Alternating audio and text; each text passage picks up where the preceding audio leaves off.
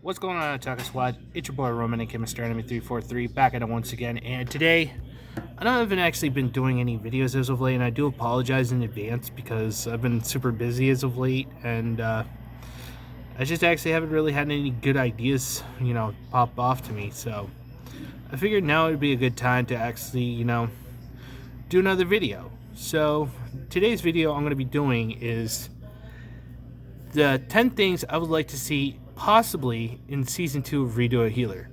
Now, I'm actually still going to advocate for freaking season 2 of Redo a Healer no matter what.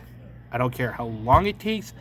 I don't care if it's actually going to be just as gruesome or more gruesome than it originally was in the season 1. I'm still waiting on season 1 to actually, come out, and that's going to be coming out in November. Sorry to pre-order my copy as well. But anyway, I wrote down a list of 10 things I would like to actually see in Redo a Healer Season 2. I know it's not going to be possible, but if you guys actually want to do like, a top 10 list, or if there's anything you might agree with me, I'd love to actually hear what your guys' opinions are in a video if possible. But anyway, here it is, the 10 things I would like to see in Season 2 of Redo a Healer. Starting with number 10. Find possible allies to help Kiaru and his group overthrow the Jaloliel Kingdom. Now that one's actually a pretty nice little given, since, taking over the Jaloliel Kingdom is going to be a little easier said than done if it's just going to be Kiaru alone, but, since he actually has, Blade's weapon, of course, and he actually has the powers of immortality. Oh boy, that's gonna be fun. But I'm just kind of curious about who would actually want to join Kiaru overthrow the Jaloliel Kingdom. But let's get back to the list, shall we? Number 9. Eve possibly consenting to Kiaru and help grow her powers.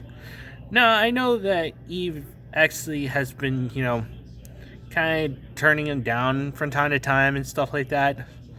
But sooner or later, she's actually going to need to actually have the level capping abilities by, doing the deed with Kiaru. Now, I for one really just want to see, some more spicier action, since that really kind of, it actually still falls under the category of fan service, and you know how fan service is with these freaking normies and stuff. It's actually, how do I put this? A little too spicy for them. And now we go to number 8. Spies keeping an eye on Kiaru and his group reporting back to the king. I know that this is probably not going to happen, but I'm just throwing that out there as a little possible suggestion to actually help spice things up, because if someone keeps an eye on Kiaru and his group and know where he's going and stuff like that, that's what I'd like to actually know about that, and if such a thing could be possible. But that's just me, of course. So now we got number 7. Find out more about what happened when he was abused during his first run. I can understand that, he was assaulted, the R word that I won't mention, and it actually rhymes with great, but it actually take off the G. But I'm kind of curious, what happened to him, before he actually had a chance to redo everything that he could do. And then now we got number 6. Find other possible women to help Kiaru and his group. Now I know that he's actually kind of doing a little bit of a harem thing, but there would be some more interesting women to actually consider as waifu material. Going through what he's going through. And thus, this actually leads me to number 5. Have someone work as a traitor for the king and betray Kiara. Like, you know, have him actually pose as, like, you know, one of Kiara's allies, and when the time is right, just like that, pull the biggest knife in the back type situation with Kiara, because that would definitely freaking bring in more fans that way.